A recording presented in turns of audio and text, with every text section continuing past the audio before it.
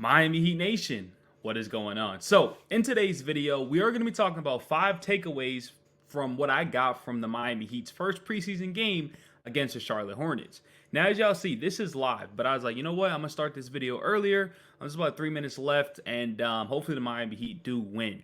But before we do start today's video, if you guys enjoy Miami Heat content and just want to stay updated with all Miami Heat news, smash that subscribe button. The season's officially here. A lot of content will be coming out, a lot of collabs, a lot of debates. We have a lot of fun over here. So once again, go sub to the channel, turn on notifications, drop a like, and comment down of what do you guys think about my takeaways in today's video. So we are going to start it off, right? First thing first, I want to say the starting lineup with Tyler Herro and Jaime being out was Alec Burks was the starting point guard. Well, starting two with Terry Rozier, with Bam Adebayo, Jovic, and Jimmy Butler. So that kind of already confirms the starting lineup. When Tyler Herro is fully healthy, we're going to be having the same starting lineup with Jovic being at the 4, Tyler and Terry, Bam, and Jimmy.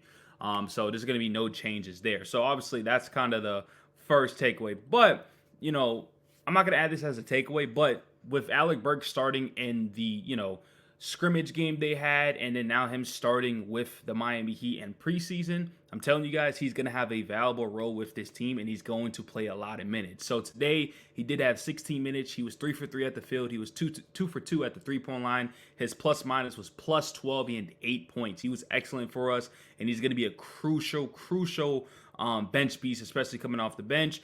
Even Spo pretty much said it before preseason started. We were still in the offseason. He was a Heat killer. So I'm super excited what Alec Burks is going to bring to this team. At a point in time, I'm like, maybe Alec Burks doesn't even play. It might be Josh Richardson. It may be like these young guys, but it looks like Burks is most likely going to be locked into a rotational piece, even if he's not a starter, which he's not going to be. Coming off the bench, bringing that scoring, he's going to play in that 6-man role, in my opinion, with Duncan and these other players. So that's one of the first takeaways that I did notice, right? Number two, I will say Bam Adebayo is going to have a great year. He is going to have a great year. Now, the reason why I say that is because, look, in 17 minutes, he took 9 shots. 9.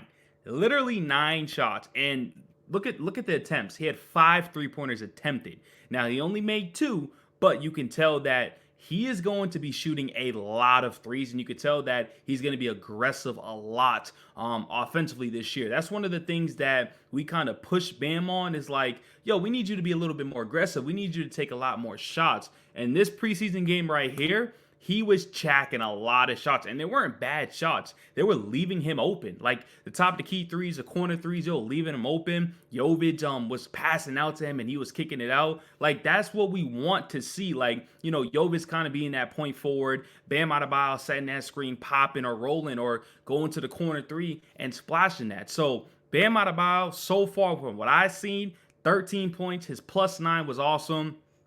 6 rebounds and 6 defensive rebounds. 6 defensive rebounds. Yeah, like that was a good showing, and I'm super confident in Bam Adebayo. I honestly think he's going to take like 200 3-pointers this year because he was chucking those shots. And I don't know if it's just a preseason thing, but hey, look, mid-video, the Miami Heat take the lead. But that's something that I do recognize off rip, that Bam Adebayo is going to have a crazy year. Don't be surprised if he has like 25 and 10 this year, and he's like top 3 in the Defensive Player of the Year conversation. So, number 1, Alec Burks will be a valuable bench piece. Number 2, Bam Adebayo is going to shoot a lot of threes.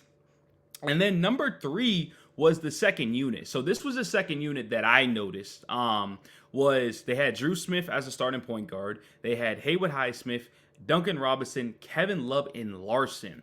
Now, Larson, a lot of people don't talk about him because a lot of people are so high on Kel'el Ware, and of course we're going to get to that. But Larson is a glue player. He's going to be crucial for this Miami Heat team. I'll tell you that, right? The dude had 16 minutes. In the 16 minutes that he was playing, he shot 4 for 5. He had 2 3-pointers. He had 2 assists. He had 1 steal. His plus minus was -14, but 10 points. 10 points. And Spo went with him with the scrimmage, and Spo went with him today in the preseason game. So Larson is going to be a rotational piece.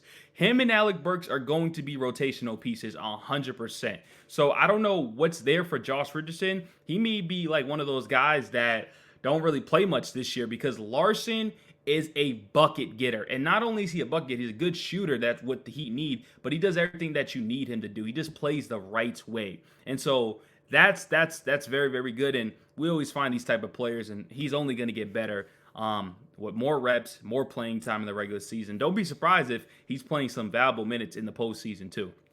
So yeah, those are the 3 takes that I noticed off rip. Now, number 4, Kel'el Ware.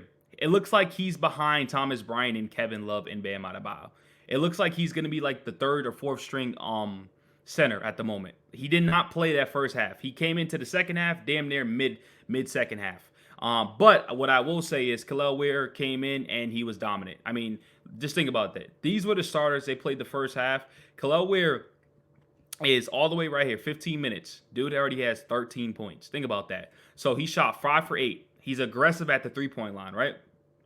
Yeah, no, I'm sorry. 16 minutes. Yeah, 5 for 8. 1 for 2 at the 3-point line. 2 for 4 at the free throw line. 4 defensive rebounds. 4 rebounds, right? He had 2 steals and 4 blocks. And those 4 blocks he had, we had 3 in 1 possession. So the dude came out there. He is very, very long. He is very, very long, and his plus minus was 5. He came in there and was just shooting that thing. He wants to show that he's ready. So I don't want to say yet because I need to see more preseason games, but it does look like Thomas Bryant. It does look like Kevin Love's going to be playing over Kel'el Ware.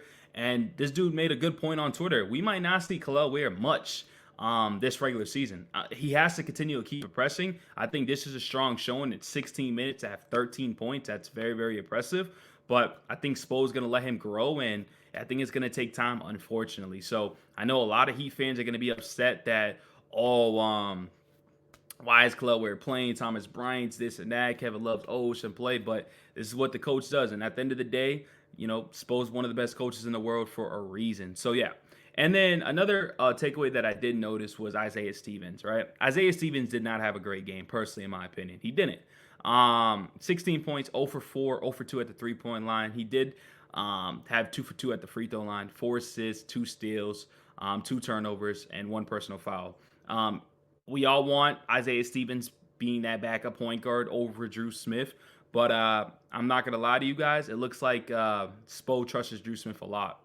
He was playing as that backup point guard role. So that's something it's going to be a battle with Drew Smith. Drew Smith did struggle too, though, I will say. He did not play well, missed a couple layups, had a negative 14 in his plus minus, but the first option, the first look was Drew Smith. So I think they got to still compete in training camp. Remember, Isaiah Stevens is on an exhibit deal, and I believe Drew Smith is on a 2-way deal. So Stevens got to perform very, very well in these limited minutes. Like 16 minutes is enough to show like what the coach, I deserve this, right? And it's not always about scoring. I will say that. Like Drew Smith is not a great scorer, but he's trying to do other things. When we had him in the interviews, like, I'm not worried about scoring. I just want to get my teammates involved, play good defense, and do what I got to do. So same thing for Isaiah Stevens.